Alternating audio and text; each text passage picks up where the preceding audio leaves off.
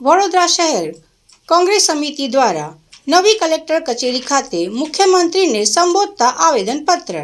વડોદરા શહેરની નવી કલેક્ટર કચેરી ખાતે વડોદરા શહેર જિલ્લાના કોંગ્રેસ સમિતિના પ્રમુખ ઋત્વિક જોશીની આગેવાની હેઠળ કોંગ્રેસના કાર્યકર્તાઓ સાથે જિલ્લા નિવાસી કલેક્ટરને મુખ્યમંત્રીને સંબોધતા આવેદનપત્ર આપી રજૂઆત કરી।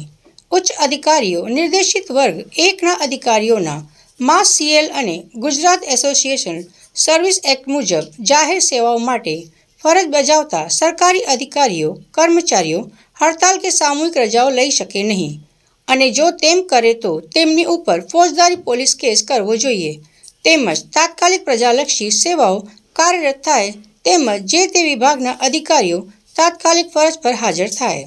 વડોદરા કોર્પોરેશનના કેટલાક અધિકારીઓ દ્વારા જે આજે માસ સીએલ જાહેર કરવામાં આવી છે તેને અમે સખત શબ્દોમાં વખોડીએ છીએ।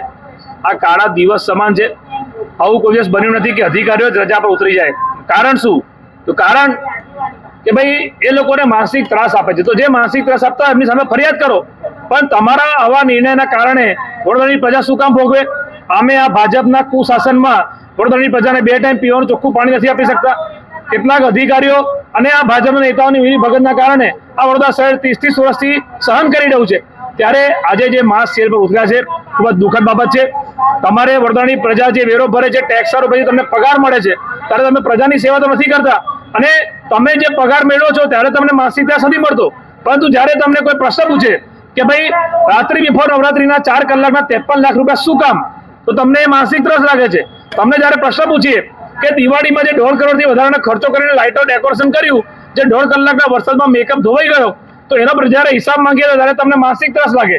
બીજી વાત કે જે વડોદરા શહેરના મ્યુનિસિપલ કમિશનર એમને ભારતીય જનતા પાર્ટીના એક આગેવાન તરીકે વધારે કામગીરી કરતા હોય એવું અમને લાગે છે, કારણ કે આવો વડોદરામાં કોઈ દિવસ બનાવ નથી બન્યો। અમે કલેક્ટરશ્રીના માધ્યમથી મુખ્યમંત્રીને ફરિયાદ કરવા આવ્યા છે કે વડોદરા શહેરના મ્યુનિસિપલ કમિશનર અને જે અધિકારીઓ માસ સેલમાં ઉતર્યા છે, પહેલું તો જે ગુજરાત એસેન્શિયલ સર્વિસ એક્ટ છે એના મુજબ જે ફરજ બજાવતા અધિકારીઓ જે છે એ કર્મચારીઓ હડતાલ કે સામૂહિક રજા લઈ શકે નહીં। એ એક ફોજદારી ગુનો દાખલ થાય જો વડોદરા શહેરના મ્યુનિસિપલ કમિશનર ઈચ્છે તો, પરંતુ કમિશનર એવું નહીં કરે, કારણ કે અમારી પાસે તો માહિતી છે કે મ્યુનિસિપલ કમિશનર કહેવાથી જ આ લોકો અહીં હડતાલ પર ઉતર્યા છે, માસ સેલ પર ઉતર્યા છે।